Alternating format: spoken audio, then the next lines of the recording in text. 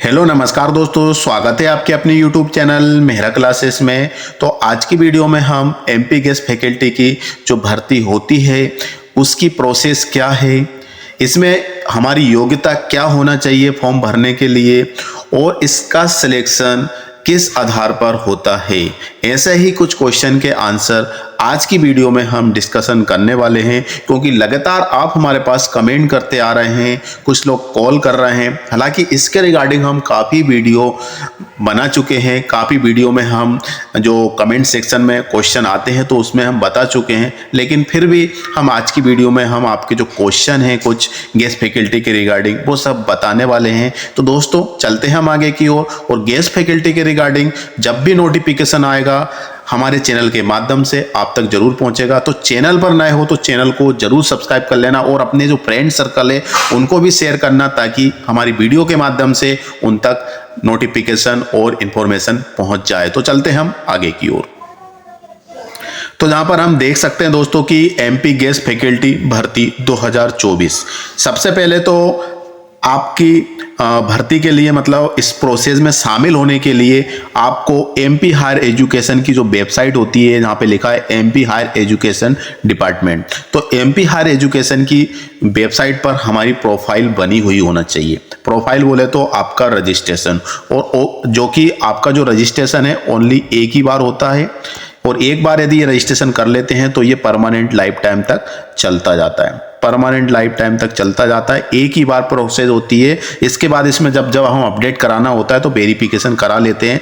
तो रजिस्ट्रेशन हमारा होना चाहिए गेस्ट फैकल्टी में शामिल होने के लिए, इस प्रोसेस में शामिल होने के लिए। तो ये एमपी हायर एजुकेशन की वेबसाइट पर रजिस्ट्रेशन होता है, और ये साल में एक ही बार रजिस्ट्रेशन होता है। और 2024 में मार्च अप्रैल में कभी भी नोटिफिकेशन आ सकता है न्यू रजिस्ट्रेशन के लिए। अब ये हमारी एक स्टेप कंप्लीट हुई। अब जिसका रजिस्ट्रेशन कंप्लीट है, रजिस्ट्रेशन होने के बाद हमारा रजिस्ट्रेशन, हाँ एक चीज़ और है कि रजिस्ट्रेशन हमारा किस आधार पर होगा। तो सबसे पहले तो पीजी आपकी कंप्लीट होना चाहिए। ऐसा नहीं कि रनिंग कंडीशन में, आपकी यदि पीजी कंप्लीट है तो इसके साथ आपके पास नेट होना चाहिए। क्या होना चाहिए? नेट या फिर सेट होना चाहिए आपके पास। यदि दोनों नहीं है तो पीएचडी तो आपके पास होना ही चाहिए। ये तीनों में से एक है आपके पास तो बिल्कुल रजिस्ट्रेशन करा सकते हैं, लेकिन पीजी पूरी तरीके से कंप्लीट होना चाहिए।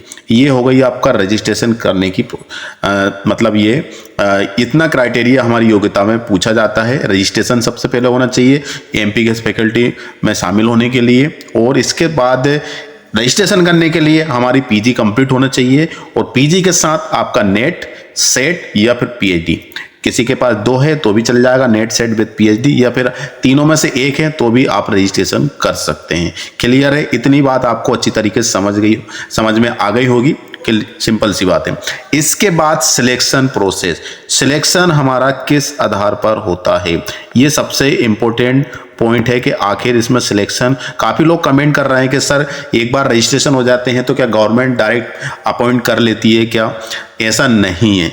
रजिस्ट्रेशन करने के बाद आपको चॉइस फिलिंग करनी होती है दोस्तों। जी हाँ दोस्तों, चॉइस फिलिंग आपको करनी होती है। चॉइस फिलिंग जिस कॉलेज में भर्ती आती है, सीट होती है, वैकेंसी होती है, उसकी हम चॉइस फिलिंग कर सकते हैं। और चॉइस फिलिंग हम उन्हीं कॉलेज के लिए करते हैं जिसमें हम ज्वाइनिंग कर सकते हैं आसानी से, जो कि हमारे आसपास हो, या आप दूर जा सकते हैं तो बिल्कुल आप चॉइस फिलिंग कर सकते हैं। लेकिन जब वैकेंसी आती है तो हमें चॉइस फिलिंग तो करना ही होता है। रजिस्ट्रेशन भर से काम नहीं चलेगा, ये तो सिर्फ ओनली रजिस्ट्रेशन है। रजिस्ट्रेशन होने के बाद जब नोटिफिकेशन आता है तो आपको सिलेक्शन के लिए चॉइस फिलिंग करनी होती है।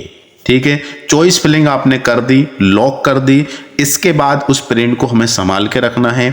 इसके बाद अब सिलेक्शन की बात आती है तो वो किस आधार पर सिलेक्शन होता है, सबसे इंपॉर्टेंट बात। तो सिलेक्शन आपका पीजी बेस पर होता है दोस्तों। आपका ये नेट सेट जो है ना, नेट सेट पीएचडी, ये सिर्फ आपकी एलिजिबिलिटी को शो करता है। मतलब यदि ये आपके पास है तो आप रजिस्ट्रेशन करा सकते हैं पीजी के साथ। लेकिन यदि आपके पास नेट सेट विद पीएचडी है, मतलब कैटेगरी 1 और कैटेगरी 2, योग्यता आपके पास तीनों ही है, तो आप सोचो कि हमारा सिलेक्शन हो जाएगा, तो ऐसा नहीं है। ये पहले होता था, अब कैटेगरी पूरी तरीके से खत्म कर दी गई है। अब ये सिर्फ पीजी बेस पर ही आपका सिलेक्शन होता है। पीजी में जितने परसेंटेज अच्छे हैं आपके, सपोज डेट करो कि 80% है आपके, और 80 में से आपके कितने नंबर जुड़ेंगे, तो यहाँ पे सिंपल सा फॉर्मूला है दोस्तों। 80 जो परसेंट बने हैं आपके पीजी, उसमें से 50 माइनस हो जाते हैं, मतलब ऑटोमेटिक ये इनका फॉर्मूला है। और इसके बाद इसमें कितने बचे हैं, अब आपके पास 30 बचे हुए, ठीक है। अब ये 30 हो चुके हैं। अब 30 के बाद यदि आप ओबीसी कैटेगरी से, एससी कैटेगरी से, या फिर एसटी ईडब्ल्यूएस कैटेगरी से, तो कैटेगरी के 10% और जुड़ जाते हैं। यदि इसमें 10% इसके निकालते हैं हम 80% के, तो 8 नंबर और आ जाते हैं, ठीक है। 8 नंबर कितने हो गए, अब टोटल आपके 38 मार्क्स कंप्लीट हो चुके हैं। ये आपका स्कोर बन चुका है। आपके इतने नंबर है तो आपके चांसेस ज़्यादा हैं। और कुल मिलाकर बात यह है कि किसी किसी के जो पुराने कैंडिडेट है, मतलब काफ़ी पहले से, क्या पहले रही मतलब पहले परसेंटेज ज़्यादा नहीं बनते थे, जिसके 60% बन गए पहले, तो ये समझ लो कि बहुत बन जाते थे, है ना, 60, 65, 68 इस टाइप से। लेकिन अब जो बन रहा है वो 65, 60, 67 इतने नहीं बन रहा है, वो 80+ जा रहे हैं सबके। तो जो न्यू रजिस्ट्रेशन होते हैं उनको ज़्यादा चांसेस मिल सकते हैं, क्योंकि उनका परसेंटेज क्या है, ज़्यादा है। भले ही उनके पास इन तीनों में से एक है, और आपके पास पहले के पास तीनों ही है, या फिर नेट के साथ पीएचडी है, या फिर सेट के साथ पीएचडी है, और आपके पास मात्र 60% है, तो आपके कितने नंबर आ रहे हैं, ओनली 10 नंबर आ रहे हैं। और कैटेगरी के 10 नंबर और जोड़ लो आप, तो 20 नंबर हो रहा है। तो 20 नंबर पे आपका सिलेक्शन नहीं हो सकता। क्यों नहीं हो सकता, क्योंकि सीट बहुत कम आती है, 15, 20, 25, है ना, 30 सब्जेक्ट वाइज की बता रहा हूँ, है ना। तो इस आधार पर आपका यहाँ पे जरूरी नहीं है कि आपके पास इतने सारे हैं, तो आपके पास पीजी होना चाहिए, और पीजी के साथ अच्छा परसेंटेज होना चाहिए।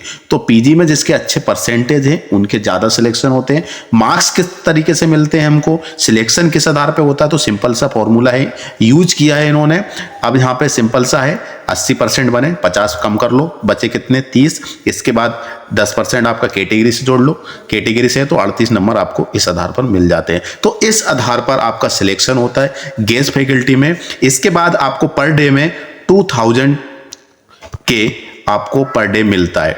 मैक्सिमम आप 50,000 रुपए ले सकते हैं महीने के अंदर। तो दोस्तों उम्मीद करते हैं कि आप अच्छी तरीके से समझ गए होंगे आखिर हम क्या कहना चाहते हैं। तो दोस्तों वीडियो पसंद आती है तो बिल्कुल लाइक कीजिए, और चैनल पर नए हो तो चैनल को जरूर सब्सक्राइब कर लेना, क्योंकि इतनी अच्छी इंफॉर्मेशन और कट टू कट इंफॉर्मेशन और सबसे पहले इंफॉर्मेशन गेस्ट फैकल्टी के रिगार्डिंग जब भी आती है तो हमारे चैनल के माध्यम से आप तक जरूर पहुंच जाए। तो जो चैनल को जरूर सब्सक्राइब कर लेना। तो दोस्तों आज के लिए बस इतना ही, फिर से मिलेंगे नई वीडियो के साथ। जब तक के लिए जय हिंद, जय भारत।